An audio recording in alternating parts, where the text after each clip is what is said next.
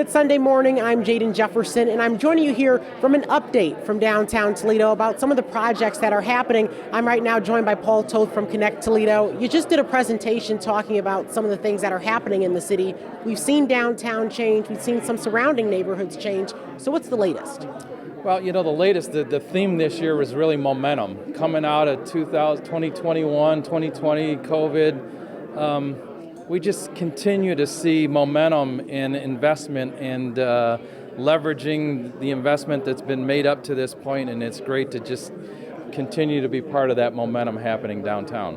One of the big announcements that came this year was that $50 million is being invested into that entrance to downtown Toledo on Dorr Street there, as well as some different parts of downtown Toledo and uptown Toledo. So kind of talk about why that was so significant. Well, we've got a city that was built in the late 1800s and early 1900s, and a lot of our infrastructure is frankly that old, especially in the uptown area, and so the city of Toledo was able to leverage a federal $20 million federal grant, and it's going to be a $53 million investment really into the water lines, sewer lines, reimagining the streets, making it more walkable friendly, pedestrian friendly, and really just making the investment that's necessary to drive private investment in that area. Many would agree that we have poured a lot of money into downtown, but the surrounding neighborhoods are just as important because those are where people are living. So how are we linking the neighborhoods to downtown Toledo? They are. So, one of the big vision ideas that we have is a greenway along Swan Creek. Swan Creek, we've kind of let it grow up, and it's been overgrown, and we've just kind of ignored it. But we think it's a really critical connection to the Junction neighborhood and the Old South End neighborhood, and figuring out how we get a walkway along Swan Creek that really connects downtown into those neighborhoods. And we know there's work going on in those neighborhoods to help redevelop them, and we think this is a great way to connect what's happening in downtown right out into those neighborhoods. Two districts in downtown. Districts is the term we're using to describe these different parts of downtown. The Warehouse District and the Vistula District, which I think they're those parts that we know they're there. We kind of don't think about too often, but there's a lot of money going into those parts of downtown as well. They are, yeah. I mean, we're excited about the potential. Success breeds success. That's just true in everything, in life and investing and redevelopment, real estate development. And so we've seen private investors come in, buy old buildings, slowly renovate them.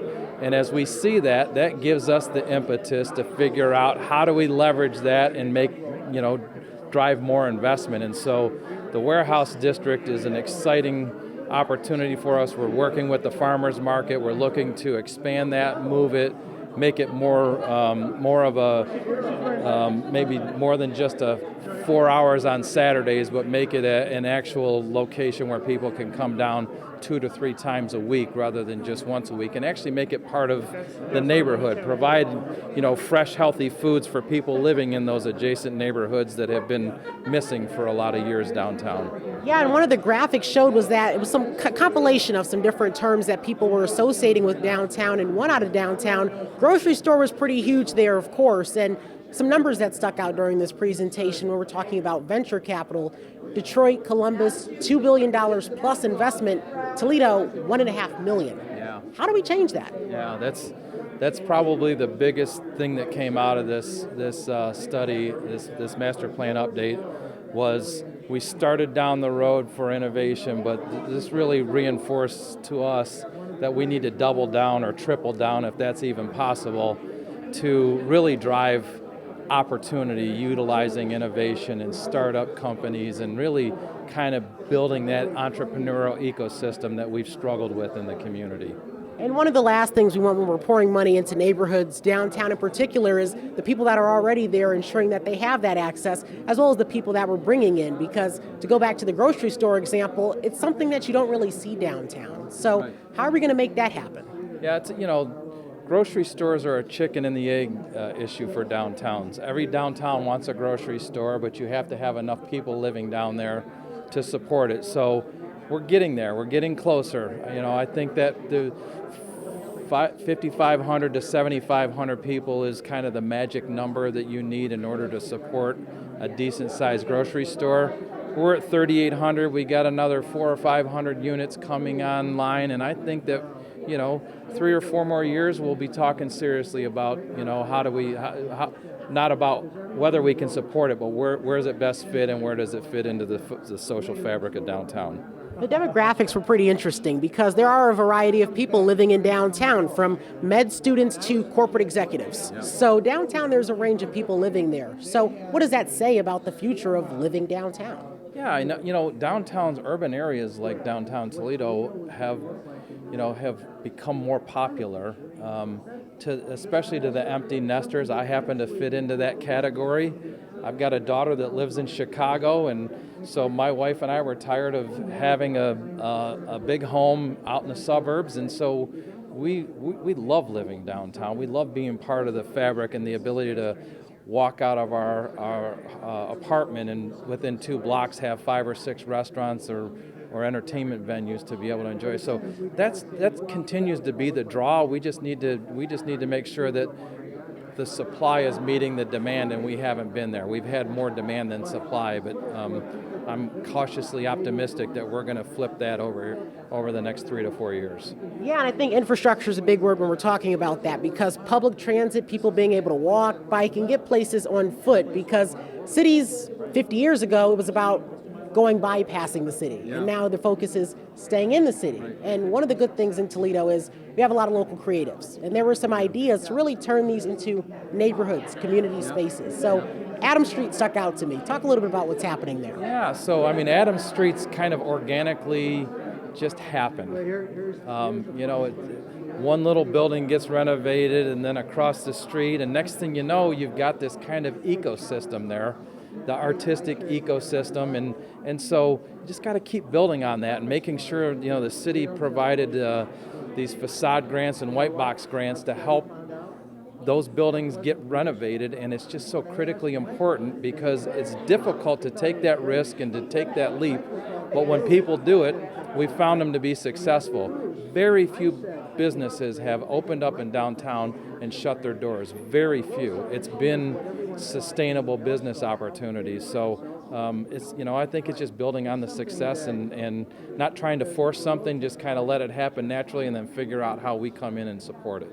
And in this master plan, we saw highlighted our strengths and our weaknesses in Toledo. So what are those core spots we need to work on for that next master plan? And what are those strengths that really showed in this master plan? Yeah, so I think the strengths and weaknesses really focused around our innovation ecosystem and really, we know we've got some really cool creatives in this community and entrepreneurs, and we just haven't figured out a way to support them to the level that they need to be supported to allow that ecosystem to continue to grow. And that's really going to be a big part of our focus over the next 24 months.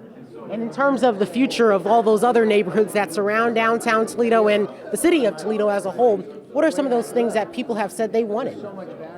Yeah, so it's interesting because each neighborhood kind of has its own unique identity. They have their own leadership in there. You got the historic South neighborhood, and you've got an organization that's working to redevelop that. You've got Englewood. You've got other neighborhoods where you've got leadership that's stepped up. The areas that don't have the leaders, what we're starting to see is some of the businesses step up as the leaders to help drive redevelopment of those neighborhoods. So again, these are things that have to happen. I've come to the conclusion it has to happen kind of organically. You can't force it. It has to happen organically, and we're starting to see that happen, and it's been going for a while now. For sure, definitely a lot of highlights and takeaways, a lot of information that was shared. So if people want to tap into that, where will that information be made available online? Well, so they can go to the ConnecToledo.com website, and we'll have all of this information over the next 30 days probably posted on there, and they can go through our whole master plan, look at all those recommendations, and if they have any questions, they're certainly more than welcome to reach out to us, and we'd love to have a conversation with them. Well, Paul Toth with Connect Toledo, thanks so much for joining me. Thank you, and that is this week's Community Focus. Have a great week.